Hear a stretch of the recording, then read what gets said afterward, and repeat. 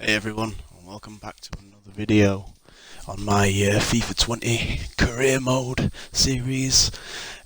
Changed the name a little bit. It might be a little bit better for people to search this way. We've changed it to the one season challenge.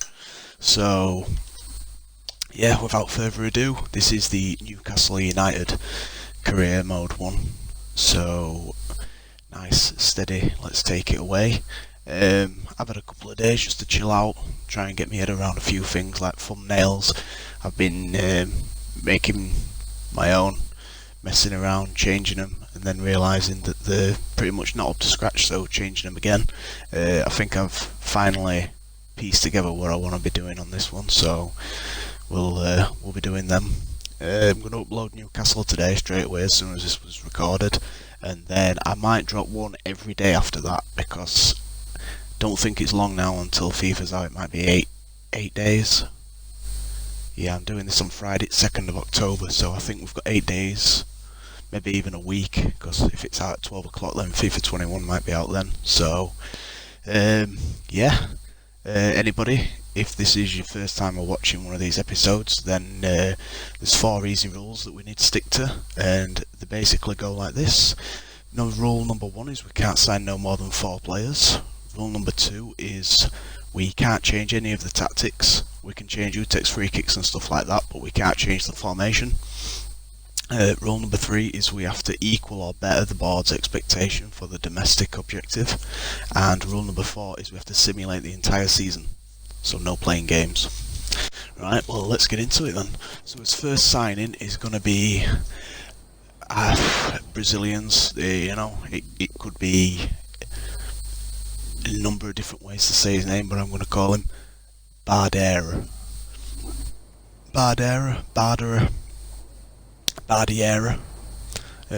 going to go with Bardiera. So this guy, he plays for Sao Paulo. You will be able to find him when you go into the transfer market, and it's under the Copa Libertadores option. I think it's the next one next to the Portuguese Liga NOS. So that's how you'll be able to find him, if anybody's wondering. He is 79 rated and he's 19 years old, so he was a great signing to get in. My next transfer that's going to be coming in is James Ward-Prowse from Southampton. English lad, 24, centre midfield. He can play a number of different positions. I'll be playing him in centre midfield. But he can play on the right of midfield. He can also play in cam, I believe, because he has got quite really good passing skills and attacking skills. So even if it says that he can't play that position, trust me, he will be able to play there. Might pop up with a few more assists, but definitely solid, all good round player. He's going to be our free kick taker and his corner taker as well. Maybe even his penalty taker. We'll have to see. So, but yeah, definitely looking forward to getting this lad in. I think he'd be a perfect fit for Newcastle. I think he's hard working. Definitely can string passes together. So he's going to be our midfield metronome. So, and his third and final transfer for today, because we're only doing 3 with Newcastle. We struggled a little bit with the transfer budget because they only get, we are using the plus 60% as well, just to make it a little bit easier for us, especially with these sort of lower mid-table avoid relegation teams, because otherwise you will really struggle. It gives us just that extra little bit of comfort space just to maybe get an extra signing in. So this one, we are going to sign Kevin Campbell from RB Leipzig. So he's in his prime, he's 28 years old. A lot of clubs were linked to him a couple of seasons past. I think, if I'm not wrong, he was at Bayer Leverkusen. Can't remember if he did or didn't play for Dortmund either, but now he's at Leipzig, 28. We are going to take him off their hands. 12.5 million. think we offered somebody in with him as well. Might have been Matt Ritchie and 12.5 million for Kevin Campbell, another midfielder to partner James Ward-Prowse, but that was an area I was looking to upgrade definitely.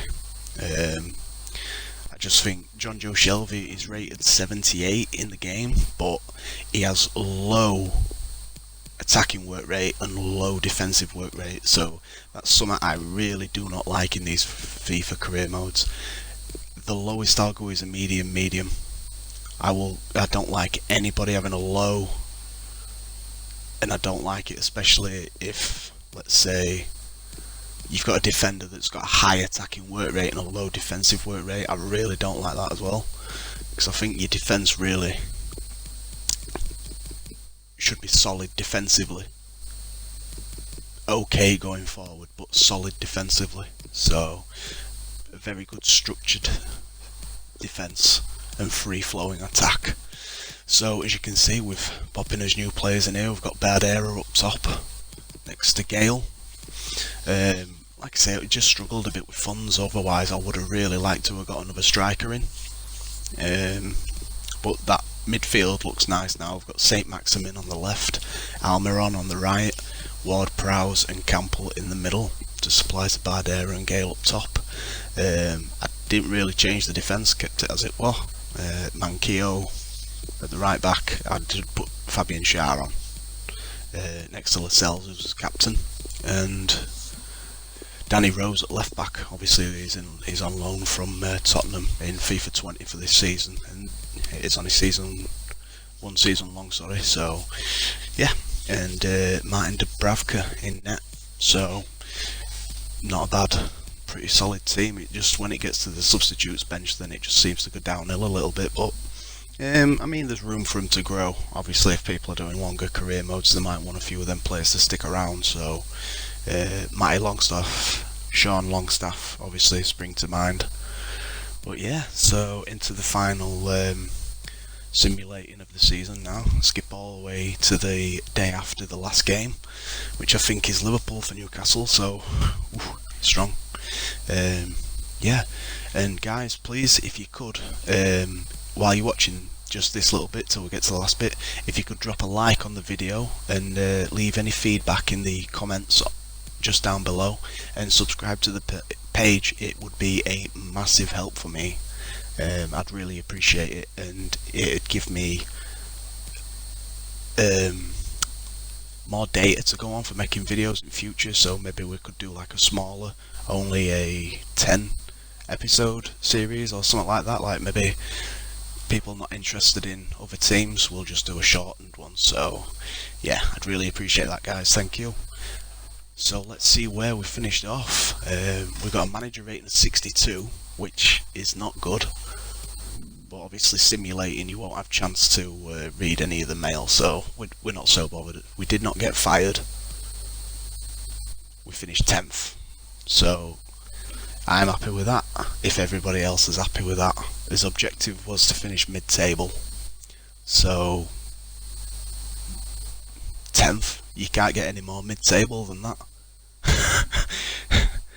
20 teams in Premier League, we are actually bang on halfway, so I didn't expect us to lose so many games, but then again,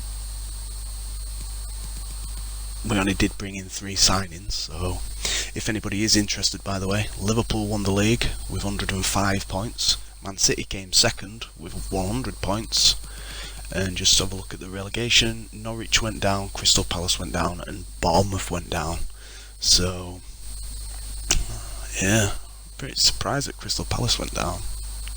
Normally got an alright team, but Norwich always seem to get relegated. I think it's just written in that they've got no chance. So, but yeah guys, that is the Newcastle one over and done with. That is episode 13. We have episode 14, which will be Norwich, which I will upload tomorrow for you all. So thanks for watching, guys. Take care, and I'll catch you in the next one. Peace.